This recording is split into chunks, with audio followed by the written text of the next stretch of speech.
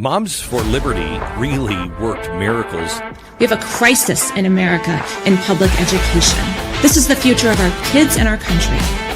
You are joyful warriors. And we are just getting started.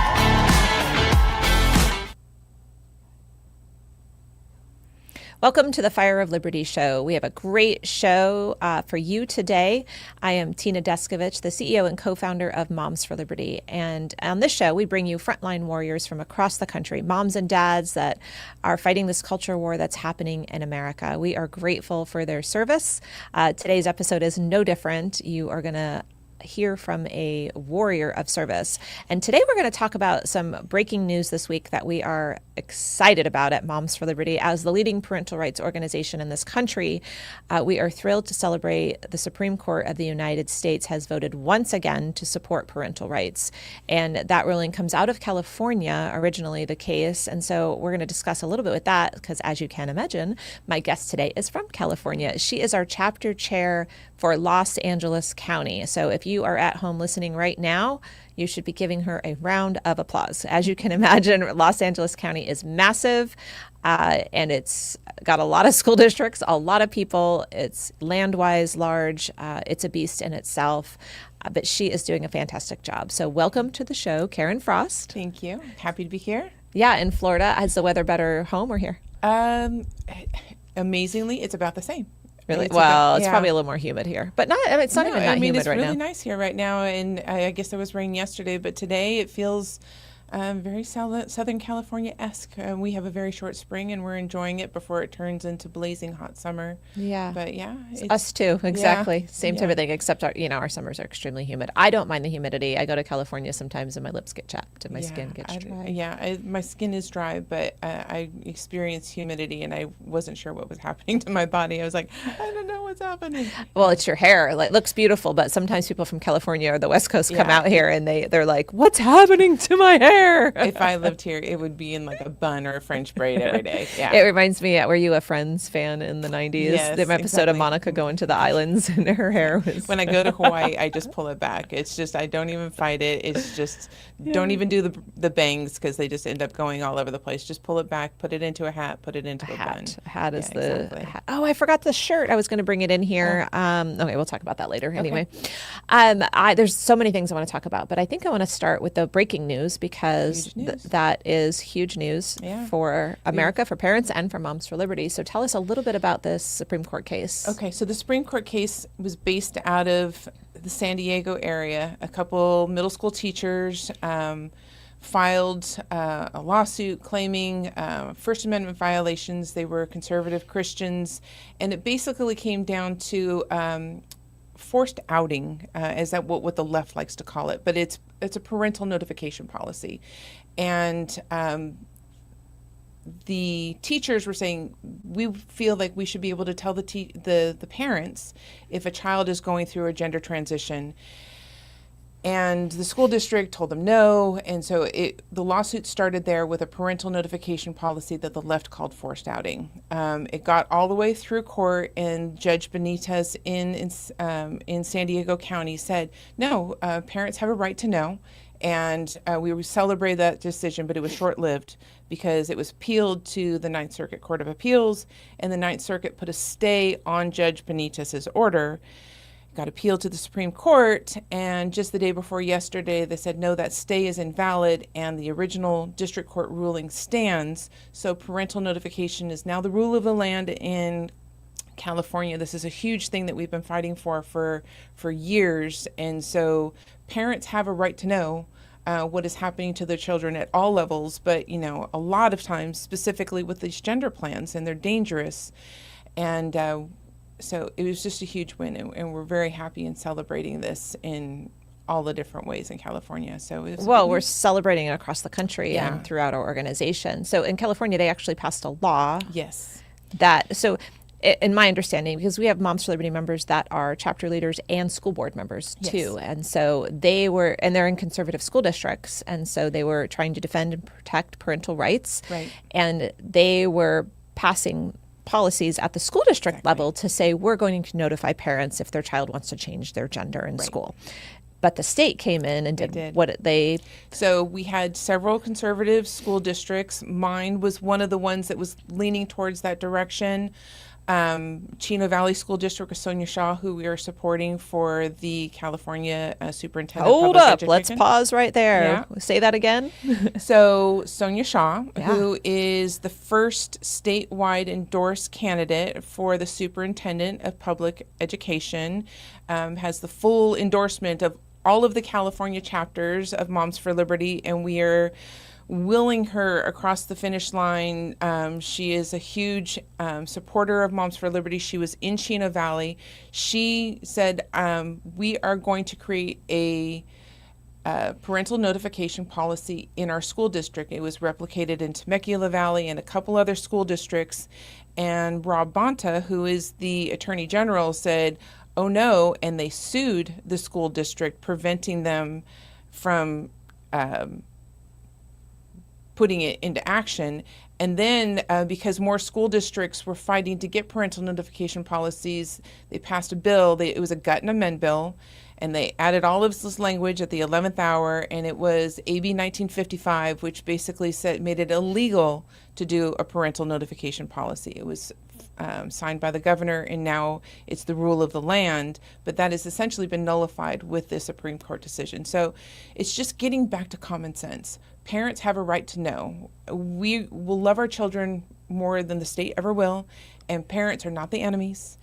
And there are safety nets in place to protect vulnerable children from abusive parents. If that is the concern, there are safety nets in place to be able to protect those kids. But the vast majority of the parents love their children and need to know what's going on, and eliminating them from the conversation it's just dangerous, and it's bad And it's policy. happening all over the country because we have listeners obviously nationwide, and sometimes parents, people, citizens think not in my community it's conservative, not here it's red. It's not true. It is. Even in Florida, where we've passed all kinds of laws at this point to stop this from happening in schools. And let's be clear on what's happening in schools.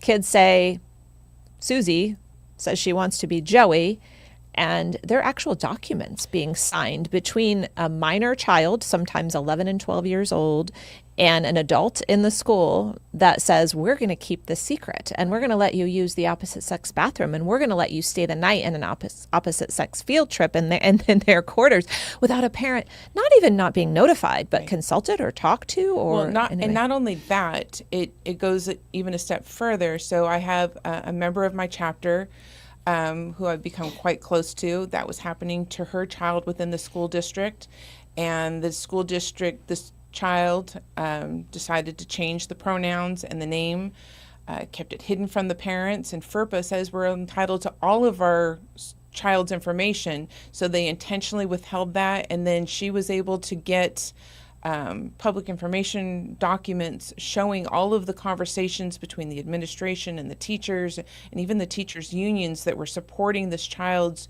gender transition plan against the wishes of the parents. And then we have, I don't know if you saw the interview with Aaron Friday, who is also from California, the threats of actually having your child removed if you do not support the gender plan. So it got really dangerous, and we have people within my chapter that it's actually happened to. So we have firsthand experience, and it's invaluable experience from people that this is actually happening to, that we can help other parents that were coming to us and saying, I don't know what to do, and I have people that have lived through it, and I can refer them on to get them the appropriate supports that they need, because it's been really complex. But this decision here is just, it's long overdue. It's really celebrated, and it's going to help. I mean, California is going to fight it tooth and nail. You just know that they're not going to just roll over. But this gives us the legal standing for school districts to say, yes, we're going to put a parental notification plan into place because the SCOTUS has said that we can. So it will give confidence to school districts like mine that have been waiting for this decision to actually put the policy into place that will help parents with these kind of issues. Yeah, the SCOTUS ruling is a temporary stay, as we know. Right. So, and I think Justice Kagan, I was reading through some of the commentary, was mad because she said they were being hasty and not making too quick of a decision. But the Supreme Court has ruled again and again in the last year or so for parental rights. Parents have the right to opt out. we're going to protect religious liberty. We're going to protect the right of a parent to raise their child. And so keep up the good work, SCOTUS, I would say, right? It's definitely just to stay on the Ninth Circuit's decision, but it's a very good indication as to where this is going to go when it's all done. And it gives school districts the authority to move forward with those parental notification plans. So we're very excited about it. Wonderful. So now we're going to move away from breaking news and a little bit more about you, because that's what makes this podcast so great, is learning about each of our warriors out there and the work they're doing and their unique talents and skills and how they're fighting for the survival of America in their own communities. And your story is a story of service. And I am fascinated by the fact that you were 29 years law enforcement. So that's what I want to talk about. So a cop, literally, you wore a cop uniform with a cop badge. Yeah, I started in 1994. As a young police officer with the Los Angeles Police Department. LAPD. That's so cool. All the way through. So I did 29 years, everything from a street cop and then a sergeant and a detective supervisor. I retired a couple years ago when my kid got sick, but it was 29 years. It was the privilege of a lifetime to be able to serve. I really enjoyed it. What a thing to say. Yeah, no, 100%. I loved it. It was an honor to serve. And I felt like I did really great work and made a difference. I really made a difference in a lot of communities and a lot of lives. And so I loved what I did. And the fact that my second child, my oldest son, is going to be graduating from the police academy at the end of this month. I couldn't be more proud that he's going into the family business. So great. Because my dad and my brother and my husband. So my grandmother was actually a police dispatcher. So my son will be fourth generation law enforcement. It's what we do. But it's an honor. It's really an honor to be given the privilege. Grandmother and your father? So it was my mom's mom. My parents met in high school, and she actually was kind of inspirational to my dad. He went into the Army after high school and then became an MP in military police, and he was working in Germany. And he really discovered it. Like, I like this whole policing idea. It was not on his radar. He was going to be like an engineer or pilot or something. And he discovered he really liked policing. So was he LAPD? So he was LAPD for 30 years. And your grandmother, your mother's mother, LAPD? She was actually a dispatcher for the city of Inglewood, which is adjacent to LA. My family's all from Inglewood. I was born in Inglewood and then raised in the San Fernando Valley.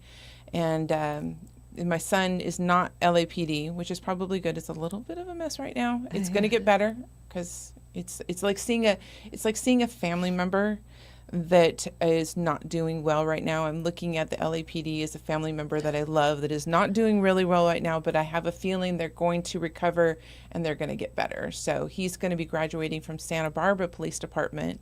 And Santa Barbara is one of the most beautiful cities on the West Coast. I'm really happy for him. That should be a great place. Yeah. So your favorite thing about serving on the police force?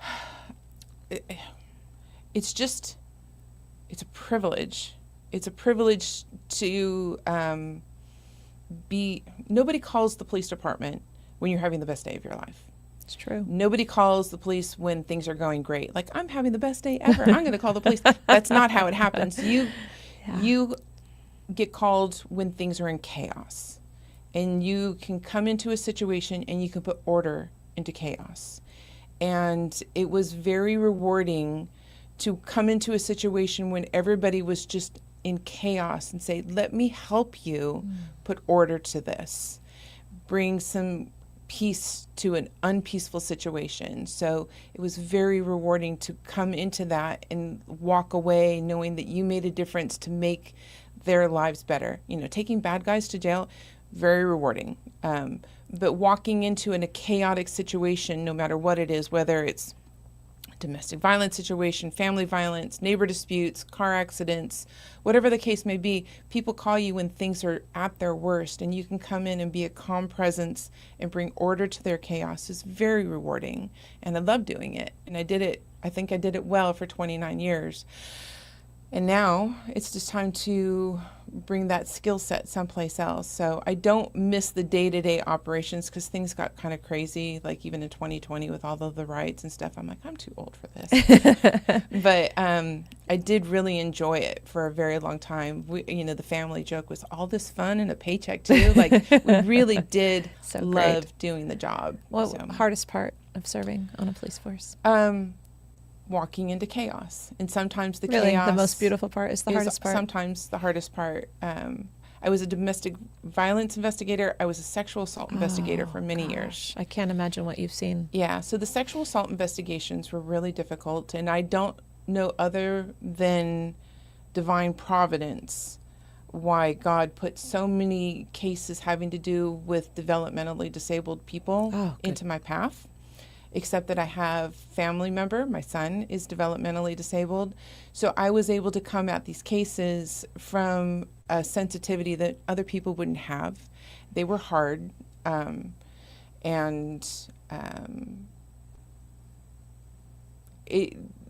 take it home with you. My mom always calls me the queen of compartmentalization. You put things in its box, and I try not to take it home with me when I got home. Home was home and work was work, but some of them, they just linger.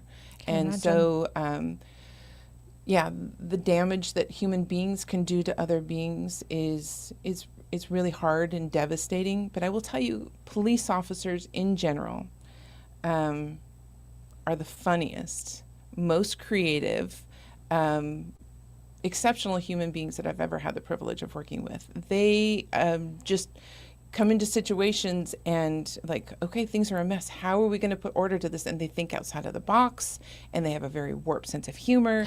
It's just, I loved the people that I worked with, and I loved the job that I got to do. So it was just incredibly rewarding. I thank you for your service is really all I can offer up. What would you recommend to ordinary citizens that aren't law enforcement on what they can do to support law enforcement in their communities? Just don't buy what the media is selling you. There has just been a pervasive message over the last 10 years, really. The police are the enemy, defund the police. And I can say very clearly that there are some problems within the criminal justice system. I can tell you that our prison systems, they are not designed for reform and rehabilitation. That should be reviewed. If somebody is being sent to prison, we should have places where they actually get treatment, they get support, therapy, job training, so that the recidivism rate isn't as high as it is. Our juvenile criminal justice system, when the kids go into that, they come out worse than they went in. So the critics of law enforcement, the criminal justice system, they have some degree of accuracy that the system is broken. The critics say it needs to be dismantled and rebuilt, and we need to get rid of probation, need to get rid of juvenile crimes, and just defund the police and social workers. And it's a very naive thing that just doesn't work. So I can take an element of what they're saying, that there is a problem here, but you have to be pragmatic and you have to be realistic about what the approach should be. So you can go in and you can say, this is not working. You're correct, it's not, but there are pragmatic ways to do that are not zero bail release of all suspects. There are pragmatic ways to fix things where we're rehabilitating kids within the criminal justice system, not just releasing them with no consequence. So there are some indications that there are problems, but their solutions that they're suggesting are just very naive, and they're actually making the problems worse. So support police. Support police. When my kids were little, at times we would, on just a weeknight, bake cookies and bring them to the fire station or bring them to the police station. And I don't know if that actually helps police feel supported, but it does. The best thing you can do is, if you see police officers in your community, you can thank them. Nobody's looking for your thanks What we're looking for is just to do our job without your condemnation. And so, withhold your judgment on cases until all of the facts come to light. So no police officers are waiting for somebody to shake their hand and say, thank you for your service while you're eating a meal or sitting at a traffic stop. Is it nice? Sure. What we would really appreciate is that when complex situations come out, withhold your judgment. Don't condemn the police. Don't condemn law enforcement. Don't try and dismantle it until all of the facts come to light. So it's very nuanced, but yeah, I know. So you have a lot of experience. I can tell you've learned a ton in your 29 years, and it sounds like you've taken a lot of that skill set and moved it into what you're doing now with Moms for Liberty in this activism role. But we are going to pause before we talk about that. We'll come back to that after the break. I'm Tina Descovich, and this is Karen Frost. She's the chapter chair of Los Angeles County, California, 29-year law enforcement vet? No, a vet is we can't say a veteran law enforcement retired officer. LAPD, Retired LAPD. I got to get the language right. We're going to come back after this break. We're going to play a little message for you about our events coming up in 59 days on Ellis Island to celebrate America's 250th anniversary. We're going to show that to you, and then as soon as we come back, we're going to talk about Karen and her role in serving as chapter chair for Moms for Liberty. Today, I'm excited to announce another extraordinary night, this time on Ellis Island. One really fun event happening this year to celebrate the 250th anniversary is something happening on Ellis Island. The American Journey Experience is partnering with Moms for Liberty and The Torch to present Sea to Shining Sea. Join us on Ellis Island in New York City on May 2nd, 2026 for a powerful celebration of America. Join us in lifting the bedrock of our strength, a nation that welcomes immigrants. The night will end with fireworks over the Statue of Liberty and an after party right there on Ellis Island. We want to see you there. I think this could be one of the most memorable nights I have ever been a part of. Come and join us on May 2nd, 2026, and come find your American dream story. Welcome back to the Fire of Liberty show. I'm Tina Descovich, the CEO and co-founder of Moms for Liberty, and I have Karen Frost today as my guest, the chapter chair of Los Angeles County, California. But before we dig back in, I'm going to show you two new shirts if you're watching. It's our first shirt in our America 250, Freedom 250. America's 250th anniversary line. I say line because I think we're going to have more products coming out. Not in the store yet, unfortunately, but it's a beautiful shirt. It's exciting. I wish I had somewhere to set it up here. And then also our 5-year anniversary shirt. So Moms for Liberty is 5 years old this year. Can you believe that, Karen? I can. And this is our 5-year shirt. So the front has this great little 5-year logo, and the back is awesome. Oh, I'm being told I have to hold it up higher. Can you see it? Yeah. Is that better? Is it centered? Yes. And it says, what's it say? I can't see. It says the fight for liberty. The fight for liberty with the Statue of Liberty. 21. Yeah. 21 to 26. There we are. So those should be in the store, I'm going to say by the end of the week, maybe with any luck. But right now you could go to the store because we have so many great items in our store, and Jen does such a great job for us. momsforliberty.org/store. Did I get that right? Oh, good. Should it be pretty basic, right? It's hard to believe. 5 years. I know. It's only 5 years. And Moms for Liberty is a household name. Like, better, worse. Everybody knows Moms for Liberty. Like, you guys came barging onto the scene. I was like, oh, what is this thing? And then we look into this. And I thought you guys had been around forever. And when I joined, I was like, oh, wow, this is still pretty new. Like, everybody has heard of Moms for Liberty. Like, this is just amazing how it's taken off, and, the name recognition is just out there. Like, we are the #1 parental rights organization on the ground right now. There are others, but nobody knows their names. Like, we are the ones that are making things happen. So yesterday morning, I was thinking about the Supreme Court case, which we talked about in the beginning of this episode. And I was reading through some of the conversations of the Supreme Court justices and the headlines from it. And it's all parental rights upheld, parental rights protected. And before Moms for Liberty, that wasn't really a term. That wasn't a thing. Right. I mean, vaguely, right? There were organizations trying to get parental bill of rights passed, but they were having a hard time In Florida, it took like 4 or 5 years. They were having a hard time getting things over the finish line. Like, nobody really cared. No one was paying attention to it. No one thought it was a problem. And so Moms for Liberty's done a lot of things, but I would say the most important thing we've done is we've taken our mission statement and made it an issue that everyone is aware of now, and speaking, including the Supreme Court justices. Yeah, the words parental rights were not part of the nomenclature. Nobody said parental rights until about 5 years ago when we came onto the scene, and now everybody is using those terms and knows exactly what it means, and it's because of our mission statement and what we've put out there. And some people love us, some people hate us, but everybody knows us, and that's a good thing. Yeah, I was telling you before the show, someone just retweeted me this morning, and not that I have a super active X account, and she was like, I can't believe I'm retweeting the leader of Moms for Liberty, but she's right. So in other words, some love us, some hate us, but they can't ignore us. They can't ignore us. We are here. And it's amazing what's happened in 5 years. I'm very proud of this organization. I'm proud to be part of it. I'm proud of what you've launched, and I'm proud to be part of it. It's been a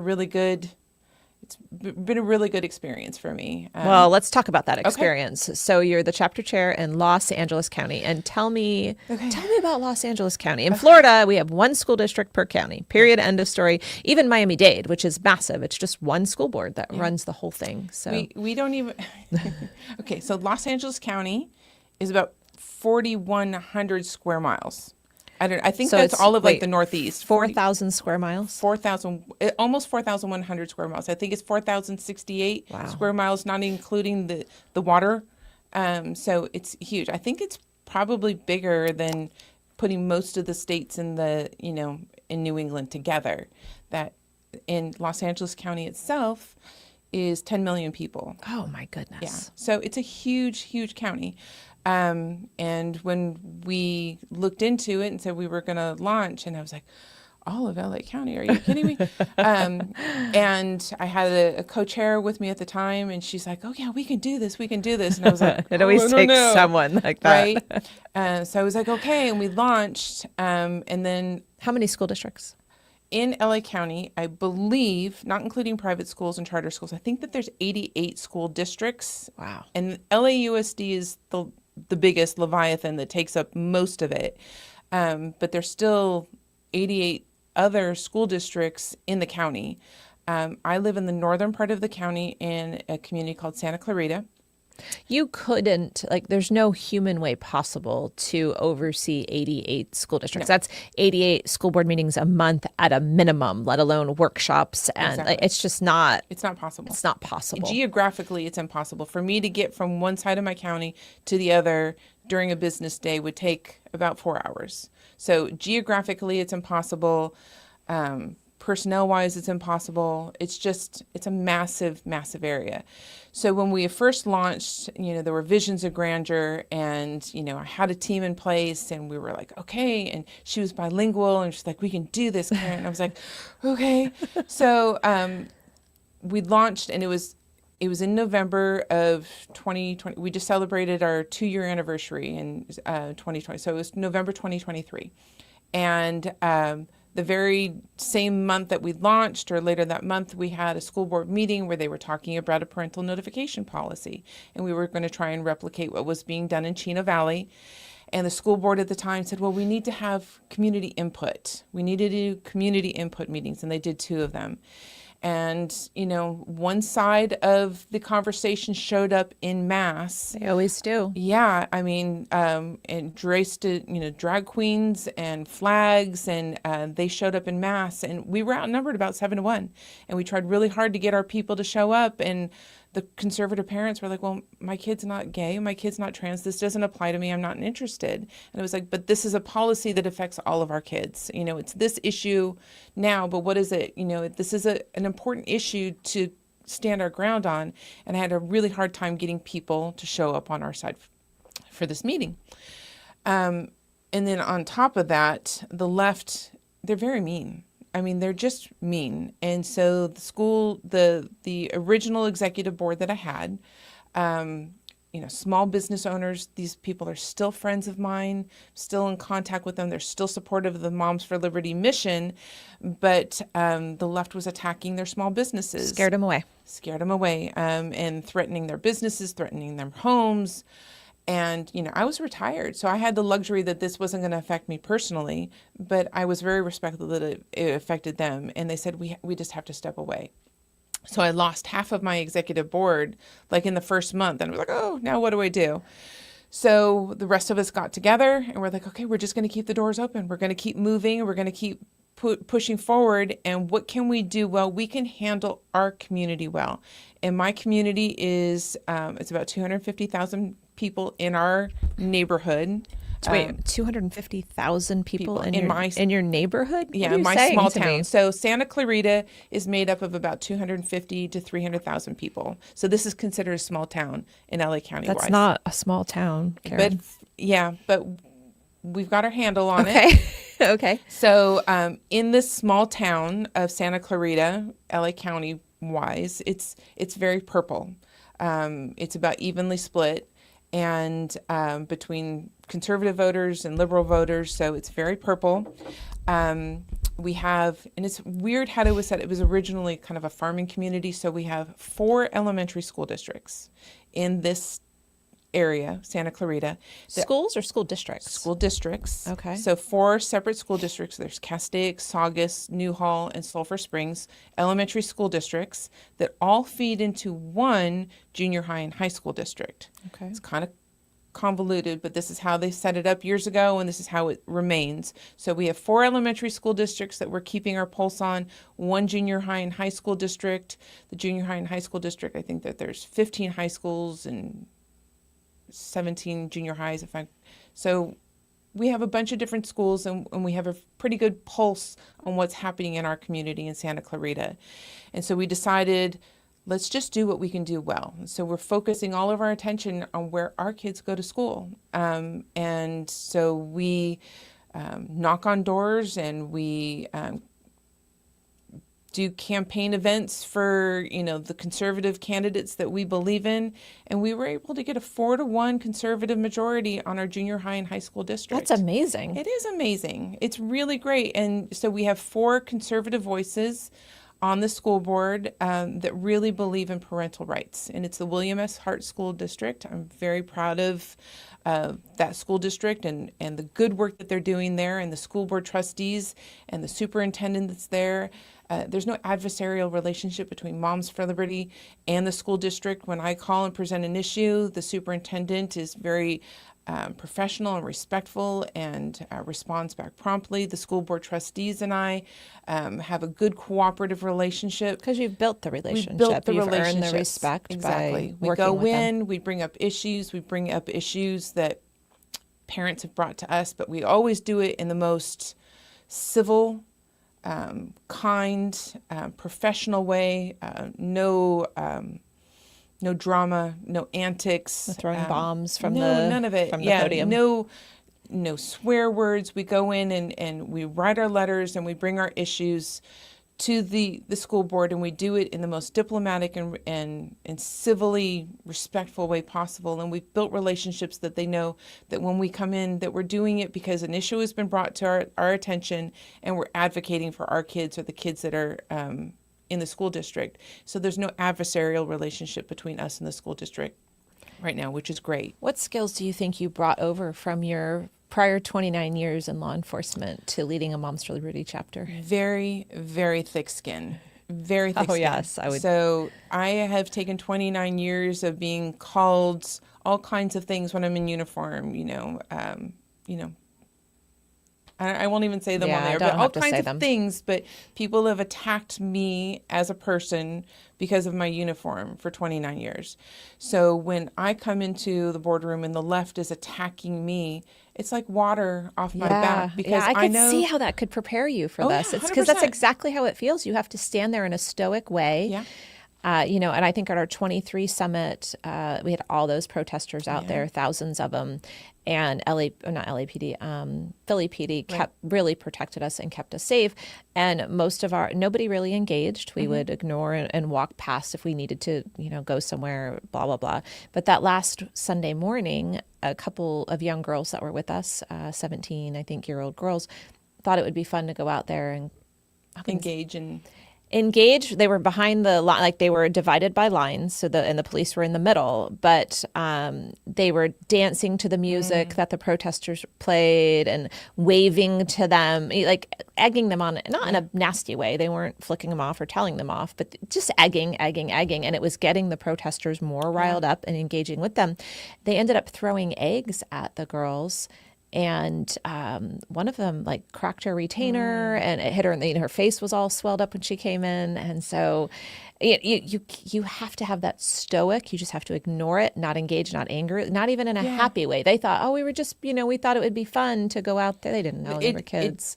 I mean, when I brought my youngest to Summit, he's come with me once, and then we were in DC for a different event, and just don't engage. There's nothing to be gained from it. Don't play into it. So, for me, I know exactly who I am. I know what I am. I know what I'm not. So you can hurl any insult at me, and if it's not authentic, if it's not true, it doesn't land. Right. So I don't take any of it personally. So I've developed those skills. So usually I'm the one out in front speaking on things because I can take the barbs and attacks because I know none of it's true. Yeah. And it's really worn down the other side because they keep trying to come after me. They get bored and they move on. They really, really, really do. Not that they don't get riled back up sometimes and re-engage, but they get bored when you don't buy into their They do, games. But they continue to attack. I don't engage. I don't respond because I know that it's not true. They continue attacking me personally, but I work very hard outside of Moms for Liberty and a lot of other things within my community, doing other things so that if people don't know that I'm part of Moms for Liberty, but they do know that I am the team rep for my son's football team, or that I volunteer with the Seroptimists, or that I'm, part of my son's PTA and the special needs liaison to the PTA. And so those folks that know me, they know my work ethic, they know what I'm doing in the community. And, if they see something and like Karen Frost is part of Moms for Liberty and it's a hate group, they go, well, I know her and I sit with her on the PTA, or I sit with her on the football meetings, and that's not the Karen Frost that I know. So I've established, and not just me, but my entire, executive board, we've established in the community, like, we hold ourselves to the standard. We do things within the community. So when they try and attack us, if anybody knows us in the community, those just don't land because that's not the person that they know. So yeah, Moms for Liberty, we call that dropping an anchor, Exactly. right? That's what last week's episode was about with Janelle. Started, I don't know where the terminology came from originally, but Brittany, who used to be a chapter chair in Union County, North Carolina, and who worked for us, started a whole series of discussions with chapter chairs about how important it is to drop an anchor in your community and build those relationships so that they know and they feel comfortable coming to you when they realize the school's, hiding things from them. Like, who can help me? Who can help me? And right now, whether they like us or not, they know Moms for Liberty will help them. 100%. So when Brittany was doing that training, it was like an aha moment, like, oh, this works for us here in this part of LA County.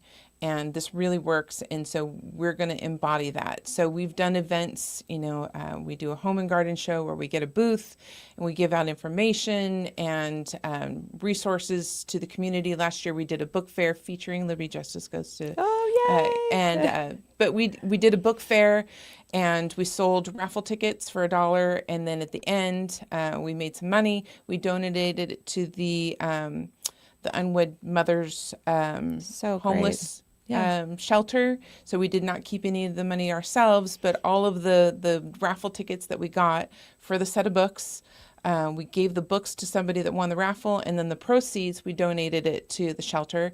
So it's just dropping an anchor in a positive way in our community. We're going to be showing the movie 15 days. Again, the money that we collect, we're not keeping it for our chapter. We're going to be able to donate it back into the community. So we just want to be a positive source within the community. And in the community in Santa Clarita, when we first came on scene, they're like, oh no, not another group. Like, we don't have room for another group. Nobody shows up to these groups anyway. And we got community leaders saying, just not another group. But now, 2 years later, we're the ones that they turn to. So we're doing a big event on March 21st. Moms for Liberty's name's going to be on the Chiron screener. We're going to be in the program. We've been invited guests to this. There's other events going on in the community that we're invited guests. They ask us to be part of it. When a candidate is running, they ask us to get behind a candidate. If it's a school board candidate, we're all in and supporting. But even if it's just city council, we can talk about, this is somebody that you should look at and consider. So we just get behind It's because you guys have built relationships. Exactly. And right. I mean, and that's they know one that of the, we're the hardworking force within our community. Like, we're the ones that will go out and make phone calls and knock on doors and do events. They know that we're the workhorse within the community. And so we've been given, your term, seat at the table within our community. So when we first came on, they're like, oh, not another group. But now they look at us and go, these are the women that we can trust that are going to get things done. So they've I invited love us that. to That's, the table. yeah. Mom, don't we have a shirt? We need a shirt. We have a sign that says mom, one that gets things done. We need a shirt that says that. Yeah. That would be a fun shirt. It would be. Maybe with a Jen, table on or hopefully you're something. listening out there. Yeah, so it's been very rewarding. It's been very positive. We still have our haters. We still have the people that don't like what we do. But in our little community itself, it's been really successful. And most of the haters have eventually, most people look at them and are dismissive of them now because they know what you're saying about this group of moms is just not, it doesn't ring true. It rings hollow. So it's been really rewarding in our community. But LA County is huge. So we'd like to replicate what we're doing in a lot of different parts of LA County. So take this time to look into the camera and give a call to action to anyone that's listening in LA County that's not part of your current Santa Clarita. So we have a couple little growing districts. We have one that is going in Long Beach. We have another one that's kind of growing a little bit in the East San Gabriel Valley.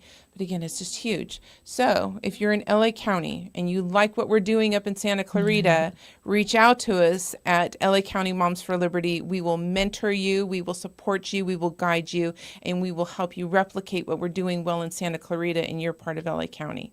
So that's my little Perfect. So you pitch. can go to momsforliberty.org. There's a big map right there on the front page. Go scroll over to California, click on LA County, and you'll should see, if it's set up correctly, Karen's smiling face You will see on the mine and page. a couple of the faces. You'll And see. a way to contact her. Yes. So go do that because LA County needs Moms for Liberty. The entire county does. Yeah, I want to see this, so again, Los Angeles Unified School District, the superintendent has just been indicted or That's our investigated. former superintendent in Miami-Dade, Florida. I didn't crazy. read the article. I saw the headline. What? It's still very much on the down low. The FBI raided, and they're being it's all sealed still, so nobody knows exactly why.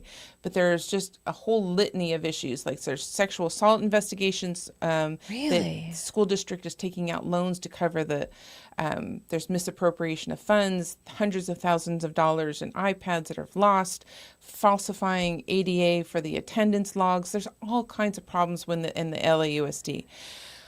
I personally have not taken on the Leviathan of the LAUSD because that would suck up all of my energy, and my kids don't go to school there. But if you're in LA County and you want to take on the LAUSD, I will help you.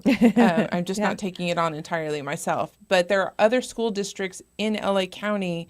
There's Glendale Unified, there's Covina, there's Santa Barbara or Santa Monica. I mean, these are all part of LA County because it's a huge county, and they all have smaller school districts than the LAUSD. We can replicate what we've done well in the Santa Clarita Valley and all of the other smaller school districts in LA County, and we'd be happy to mentor. All you need is, a few people. You don't need a huge army. You just need a few people that are willing to show up at the school board meetings, hold them accountable, know what's on the agenda, and hold them accountable on that. Yeah, the power of, can you imagine if just one person showed up to the next 3 Los Angeles school districts in a Moms for Liberty shirt and just walked up to that podium? You'd be like, yeah, exactly. That'd be so great. It would blow their minds, but that is going to take institutional change. It's going to take a long time to get that ship righted.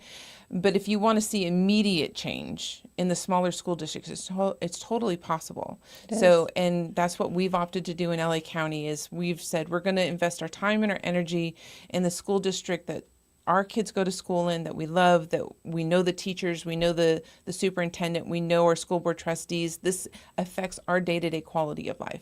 So that's where we're investing most of our time and energy. Not that we've written off all of the other school districts. We still do our newsletter to all of LA County. We still, keep our Facebook page up to date for all of LA County. We have our website for all of LA County, but I'm constantly reaching out to the other people in LA County. Like, if you want to do what we're doing up here, I will help you do it. I just can't be aware of what's going on in Rancho Palos Verdes from Santa Clarita. It's just too far. Makes sense. We will help you do what you're doing. What we're doing well, we will help you do it there. You're doing great. Thank and you. Such an example to others that have big counties or a ton of, Long Island, for example, in New York, there's, 30, 40 school districts in each county, and it's the whole length of half of Long Island. And so it's the similar situation. So if they can just keep up with a school district or one or two, we're happy. But there's 13,000 school districts in this country, and we need help in all 13,000. 300 chapters is just not enough. It's not enough. We can do more, but my thought process is, if you're going to do it well. Don't spread yourself too thin. Exactly. So what can I do and do it well? And what I'm going to do and do well is within my community where I have relationships with the people. And then I'm a really good mentor and a really good support system. So if you want to replicate it, I can help you do that in your communities. And I tell all the groundwork has been laid, like all the paperwork has been filed for LA County. All of the Facebook pages have been set up. So all you have to do is say, yes, I agree, because all of the legwork has been launched. And then we can have little pop-up districts all over LA County that are replicating what we're doing. Answer the call. If you're listening now, answer the call. I'm here. So what is your favorite thing about being part of Moms for Liberty chapter, leading a Moms for Liberty chapter, serving as chair? Favorite thing? I have a great team of people. I really do. We started off as a little community. Before I heard of Moms for Liberty, we had a little group. We called ourselves the Committee to Support Parental Engagement. And we were doing what Moms for Liberty does, but just on a much smaller scale. And I had, a great little team with me, and most of them are still with me in Moms for Liberty. We just found Moms for Liberty, and it's a bigger platform. It gave us a bigger microphone and a bigger voice to be able to do the same thing that we were doing before. But I have a great team, great co-chairs, people that come in that they want to stay anonymous, but they have experiences with different things, whether it's, the gender affirming nonsense or, any number of things. I have people within my chapter. So when something happens, I can go, oh, this person has a specialty in this. Oh, this person, she is a research queen and she can dig deep into the agendas and know exactly what's going on. Oh, this person is a brilliant public speaker. So I have a really great, and I have a guy. I love this guy. We call him Cowboy Dave. And he goes up to Sacramento from LA County, like multiple times a month, and he's texting me, okay, this bill is coming up. What is your thoughts on this? So we have a really great team in place, and I just love the people that I work with. I love the relationships that we've built with the school boards and the teachers and are we sneezing? I think so. Look in the light. You keep going. Okay. So yeah, the unusual relationships with the teachers. I know that Moms for Liberty in general does not have real strong working relationships with teachers unions. You can say that again. Just from my experience serving on a school board, our teachers union here is a disaster. And then, the NEA and the the big ones are bad. The big ones are bad. But in our little neighborhood in Santa Clarita, the teachers unions are members of our community. And our teachers live and shop and go to church with us. So most of the teachers in our smaller teachers unions, many of them share our same values. And so we have been able to cross those bridges and build working relationships with the teachers Hold unions. up. Did you just tell me you're working with the teachers union? Yes. Not all of them. I'm not working with Becky Pringle. The lead, yeah. Well, whatever. I'm not working, but within our individual small teachers unions in Santa Clarita, there are some that we have been able to identify things that affect our kids, like behavioral problems, for example. Yeah, you would think every teachers union would be working with Moms for Liberty Yeah. on behavioral issues. And Teachers don't like it in general, but sometimes the teachers unions aren't really representing their teachers, though, is the problem. So your teachers union actually may represent your teachers. Yes, And they so you're are. able to work with them. So we've identified things that we have in common, and we have been able to build bridges to work together to go into school board meetings, and behavioral problems in this one school district in particular has been egregious, and the school district has been very poor in addressing these behaviors. They want to talk about the whole child. They want to talk about definitions, but they won't allow the teachers to use the tools that they've used for years to deal with behavioral issues. They've taken a hands-off approach.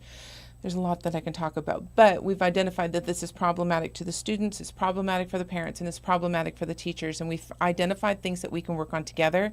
So when we're talking about behavioral issues in schools, and the teachers and the aides, the certificated staff and the parents, and if we all show up at a school board meeting all wearing like red t-shirts because we're standing together. Okay, I was with you until you said we had to show up and wear red t-shirts. We don't have to, but we did this for them. I know. Because we stood in I'm unison. so impressed. Yes, we've built the relationships where we find commonality.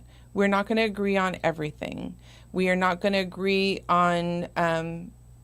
Can you imagine, just hear me out for 1 second. Can you imagine the impact on education in America if Moms for Liberty and the Teachers Union actually worked together 100%. to better schools, better classrooms, improve reading scores, improve the education experience? Right. It would be... Instead of fighting each other, Yeah.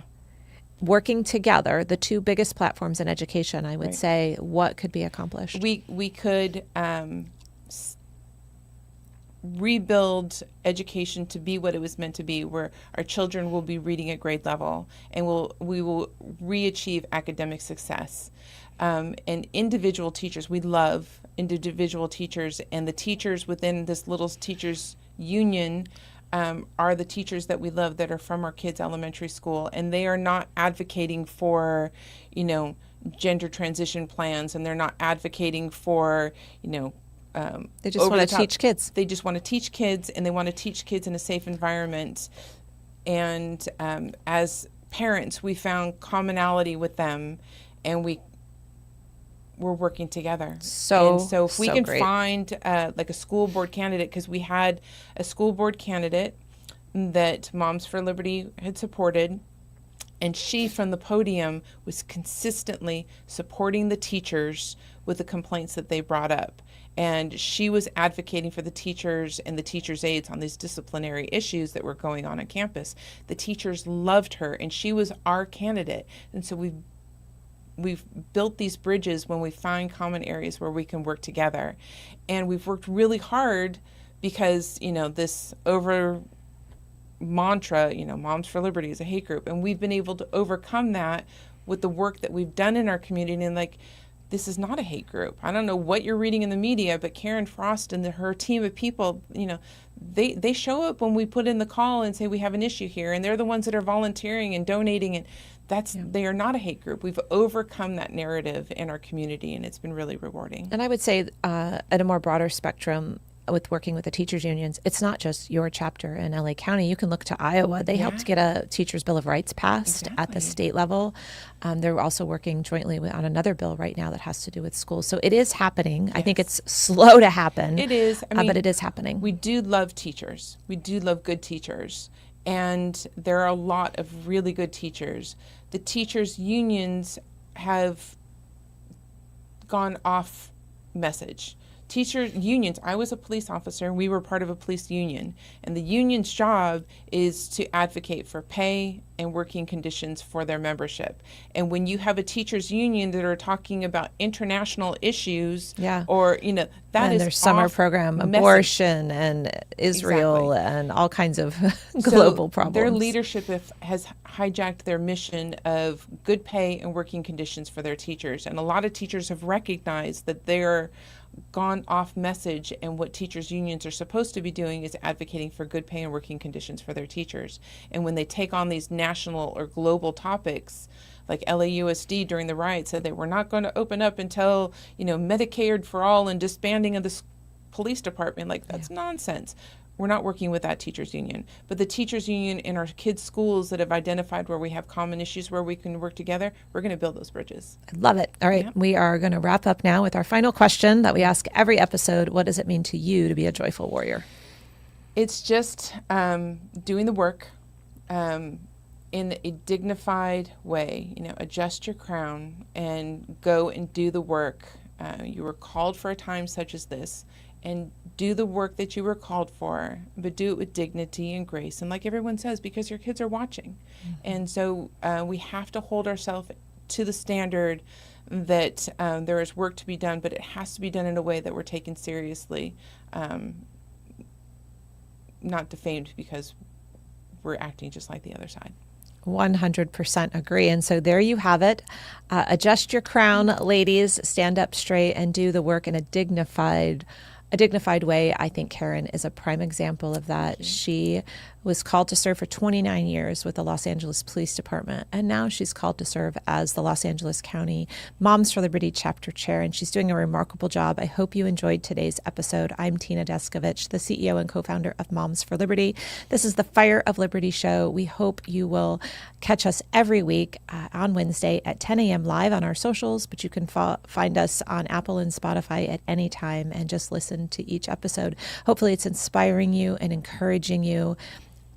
Hopefully it'll get you activated to stand up, get off your comfy couch, and serve in capacities in your community.